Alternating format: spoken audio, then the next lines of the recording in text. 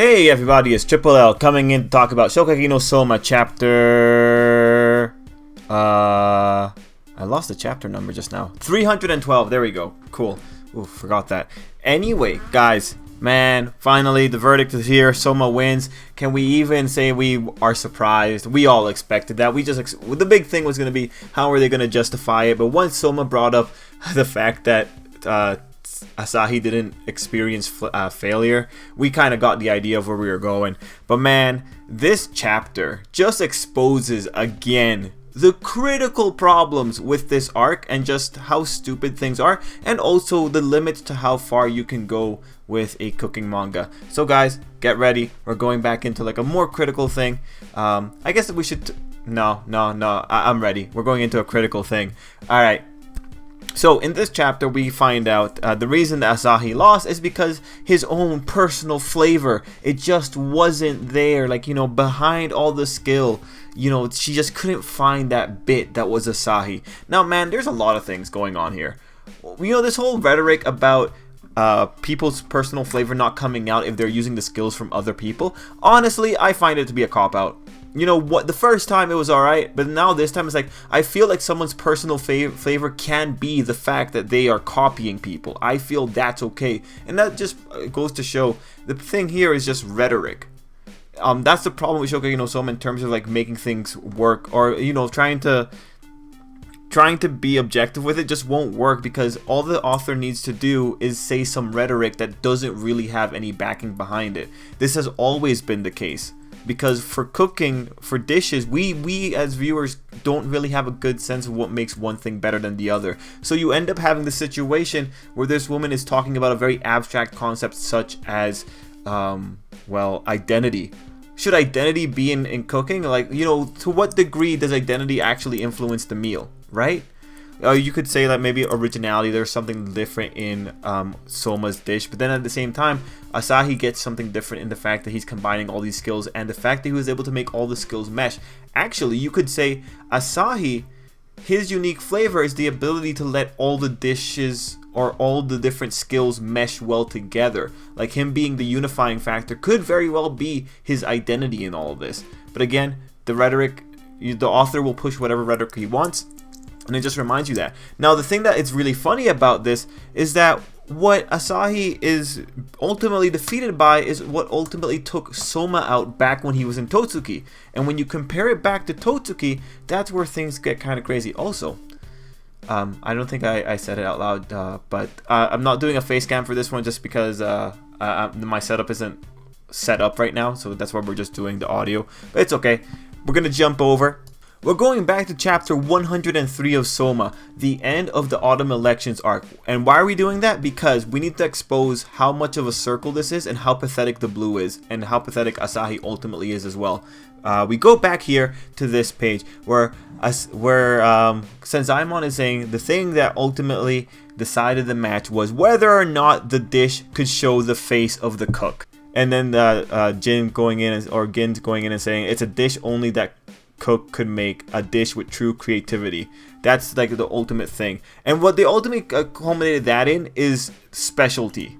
Ultimately it was all about a specialty, and that's the exact same thing that we got with Asahi. Look at what Mana is saying, that she couldn't see the face of Asahi, she couldn't see Asahi's flavor in that. It's the exact same rhetoric. And what's really funny about that is just it exposes how much Totsuki is better than the blue. When you consider that the people in the first year of Totsuki effectively learned the lesson that Asahi doesn't know. It just reveals that the blue's setup is nonsensical. You cannot have Totsuki being the premier place. You cannot have Totsuki being the place where first years are learning about specialties and the value of having a specialty, and then throw it over to these people who show up for the blue who don't even know what a specialty is, or who even say a specialty is something that is in Totsuki. It just doesn't work, and you get it with this chapter. Mana looks even stupider because she's the one who wanted to have the Noirs come in here and wreck shit, even though she is from Totsuki and she should know that Totsuki has incredible people in general. The blue is a joke, and it continues to be a joke. The blue unfortunately got shot in the foot because Totsuki as an institution was just too crazy. And Mana going in and ignoring Totsuki in the pursuit of her food, her saying that Noirs were going to change shit up, she just looks like an idiot. Actually, both mother and daughter, they look pretty stupid, because you had Mana on one side putting so much stock in her Noirs who got wiped out like nothing. And then you have Irina, who actually drank the Kool-Aid and thought that Soma was going to lose to good old Asahi. Yeah, you can justify whatever you want in terms of trying to argue why it makes sense that Irina's doing that, but Mana herself is also exceedingly stupid. The structure of the blue just does not allow for Totsuki to be as amazing as it is, because, let's face it, if it came down to it, the blue should have been full of Totsuki alumni. Because most likely, all those alumni that we have met in the history of Soma, all those alumni would most likely have qualified to have been here, and most likely those alumni have the skills to go up against these people. It's ultimately really funny that ultimately we're doing these little like maneuvers and just rehashing things from the past. Like I already showed you guys that one picture of how this stadium setup is the exact same stadium setup from the autumn elections. Everything from the autumn elections is pretty much being rehashed, and that's unfortunate. Now, one thing you could say is that, oh, well, it's great that Soma has a specialty now, and it's like, yeah, that's pretty great, but it's unfortunate that Asahi doesn't have a specialty given that he's the best Noir chef in the world. You know, it's just, it breaks the rhetoric even more when you consider that this guy doesn't understand that, or that even the first years have a lesson that Asahi never knew. I'm not really sure Akira actually couldn't stand up to Asahi. If the big thing is actually having an identity, you know, could he have defeated Asahi? I don't know, maybe. Unless the author wanted to make Asahi this end-all be-all, but as far as I'm concerned, Asahi got put in the same limit, or in the same level as the Totsuki kids. The moment that they said that Asahi had experienced a Totsuki-like environment, that automatically elevated Totsuki as the institution to beat. And when you have it that this person who has experienced the Totsuki environment, but yet doesn't have a specialty, what you're ultimately telling me is that by that rhetoric, Akira could have beat him. Of course, the author's writing, he would have like wrote another thing to justify why Akira couldn't beat him, given that Tsukasa couldn't beat him. But it would have just been stupid, because the logic, when you look at like the wide breadth of things thematically or through the rhetoric itself, Akira would have won the rhetoric victory. Now I sound pretty fired up, but it's honestly just because I'm having so much fun with just watching how everything's falling apart here, or watching how Asahi got beat down, because honestly I wanted to see Asahi get beat down. It's just, I really want to point it out that this is a rehash. There is no way you can say the blue is not a rehash of previous concepts that have occurred in Soma. It just flat out is. Now why is that happening? I think it's just the limits of the author's creativity. I think it's the limits of whatever kind of hellish torture he's going through while producing this manga. I think it's just there's a ceiling to how far you can go with Soma, and the author tried to like expand that ceiling by going crazy with the abilities, but that was just the most disgusting thing to have seen, especially with Sarge. That was the one that really tipped it over. And then, you know, I still want to rag on Mana and it, you know, like I want to rag on them so hard. I love how the goalposts are kind of moving, because here we started off with like, if Mana has food that isn't good, she's gonna retch and it's gonna be horrible. But instead here you have Mana, who so wanted her Noirs to be the best. She has the food of a diner brat, and there you go. She eats the food and it's the greatest thing she's had between the two of them. And look at that. Wow. We've cleared the stipulation of she can't eat things made by commoners, or she can't eat things that are not perfect. And Soma's already like blown past that condition, and here you have Mana most likely going to tell Soma that she still doesn't accept him. Like mother, like daughter. I hope Soma feeds her just some butter squid, because maybe that's what she needs. No, but really, like if we go into the next chapter and she's saying that Soma's still not accepted, I don't know what the author's going to do, because we have here Mana who's saying that the God Tongue isn't what she's looking for, and now she's pretty much relying on the God Tongue to beat Soma. And it's like, no. Mana has to swallow her pride. She has to stop trying to be like the antagonist here and just accept that she lost her game. She lost at her own game. The Noir she put so much faith in just got wiped by a diner brat. Mana put so much faith in Noirs, she pretty much forsook her heritage and just went with a bunch of randoms, when clearly she should know better that Totsuki, those are the people that she should have been bringing into this tournament. Now I know that the blue had this condition of having like people winning multiple tournaments or something to like get in there, because like we saw it back with Joichiro. But honestly, I feel the blue of Joichiro's time was of a different standard than the blue of this time, because the blue of this time is just running under whatever Mana says goes, and given that logic, it just exposes how much more of an idiot she is in this whole grand scheme of things. An idiot, ignorant, and most likely she has a lot of baggage. And I want to be careful there, because when I say baggage, I mean she might have some complex feelings about Totsuki, which puts Totsuki at a disadvantage in her mind. But Totsuki has produced results that she otherwise has not produced. So, you know, there's that fine line between this character has hangups and this character is just stupid. And also, just the history of Soma is incompatible with the blue as a whole. Just because the history of Soma required incredible people already being at Totsuki for Soma to fight, the author just was not ready for this. He went way out of his scope on this one, and it shows whenever he's trying to justify why one particular character is winning over the other. That said, I think the author still does really well with character. And in this one, we get a pretty good character moment for Asahi. I don't like that he just kind of gives up on the Irina thing, because he was the best thing in terms of pushing Irina and Soma together. But, you know, they point out that Asahi probably just wants a family, and it's like, okay, that's cool. That's totally cool. I appreciate that. I think that was really good. The other moment that was just kind of dumb in all that is that they had Asahi speaking to Joichiro at the end, and it's like, Joichiro, you abandoned this kid. You are not a good parent. I know you're not a good parent. I don't think you should be lecturing him, though. I don't think you should be talking about how he knows better than anyone else what's going on with Asahi, because you abandoned that kid. You don't know him for the last, 7 years of his life, 8 years of his life, 9 years. I think that's exceedingly...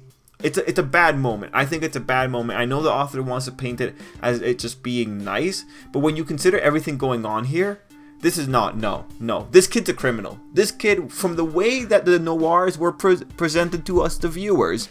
The Noirs have made people their last meals, meaning the Noirs have been pretty much accessories to people being murdered, have been aware of people being murdered, have been making last meals for a bunch of different people. These people are criminals. Joichiro knows nothing about that. So again, this is one thing. The author wants to talk a big game and make super edgy characters. Well, it doesn't work. It doesn't work. You can't like have this thing on one hand saying that these guys are making last meals for people who have who I guess pissed off mafia bosses, and then on the other hand try and make him redeemable. Asahi should go to jail. Let's just say that. He kidnapped Irina. He should go to jail. Does Joichiro know that this guy went and kidnapped Irina? Does he know that he had her surrounded by 8 dumpster fires? I'm surprised he didn't die of oxygen starvation. Sorry, not starvation. Oxygen deficiency? Suffocation! That's right. Surprised, yeah. So much fires going off in a closed room. Anyway, I have fun with this. Overall, you know what story that the author wants to tell. He wants to tell the story of a wayward son who just wanted a family, and you know he gets talked by his mentor father figure, and it's all cool if the author wants to do that, but author, you can't just set up all of these little things. You can't just try to make a character so scary, so dangerous, so illegal. You can't set this up and then expect just these little moments of a happy ending to just work. Asahi's a criminal. If he doesn't get arrested the moment he steps outside of the blue, I don't know what to think. I don't take it seriously. Actually, that's the other thing. You probably shouldn't take Shokugeki no Soma seriously, but it's an issue of the author wants you to take it seriously so that you can get invested in the fight between Soma and Asahi. But it's like, we didn't need them to be criminals. We really didn't. They could have been something else. We really didn't need Asahi to go kidnap Irina. We really didn't need Irina to just fall apart. Already, we go into the Irina and Soma battle, and if we actually do that, if we actually do the Irina Soma battle, should I even care about Irina? As far as I'm concerned, she already lost. She lost the game the moment that Asahi won her over. The moment that she lost faith in Soma. The moment that she says that Soma should lose this whole thing. Why would I care about a defeated child? That's pretty much what she is. What's she gonna do against Soma?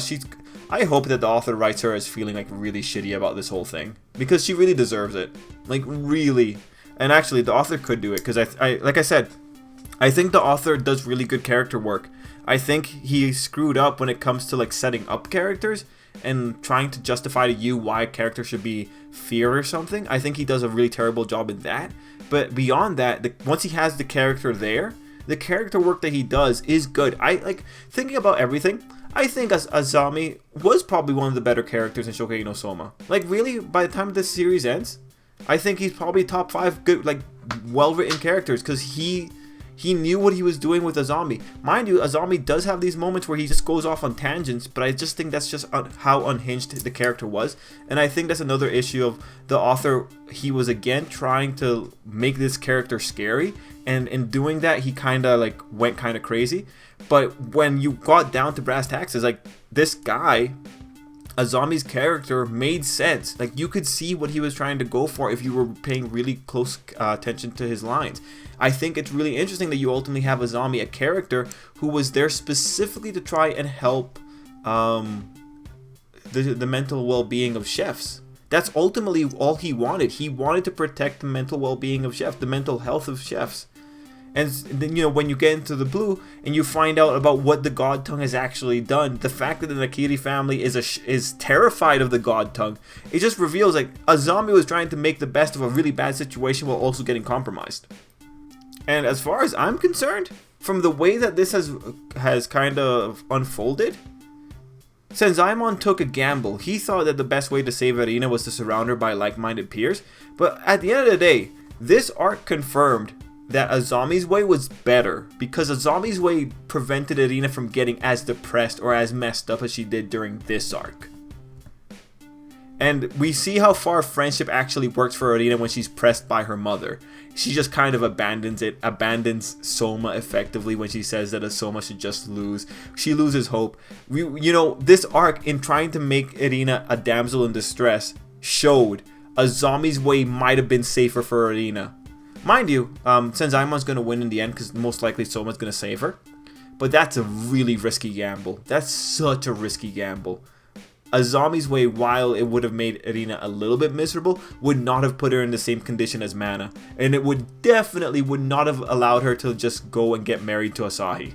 Like, if Soma wasn't around, this would be, like, everything would be revealed. And, you know, it's just an issue of Senzaemon can't count, couldn't have made a bet on Soma being that amazing. But, you know, people are going to say, oh, like, yeah, he made the bet on Soma. And it's like, yeah, it's a gamble, whereas Azami's seemed like it was a surefire thing. Anyway, that's a long video. I had a lot of fun. That was cool. I really enjoy Soma. It's really fun. I find it to be so interesting just because of so many things going on in the chapters. Anyway, guys, thanks for watching so much. Thanks for sticking with me on another one of these more angry tone videos. But I hope you enjoyed. And until next time, I hope you have an absolutely great day. I always feel guilty whenever I just rant, but I feel like I got some good points, and I have so much fun. Like, Soma's like the most fun of the manga that I cover. It's the most fun to rant about. Okay, I'm done. See ya.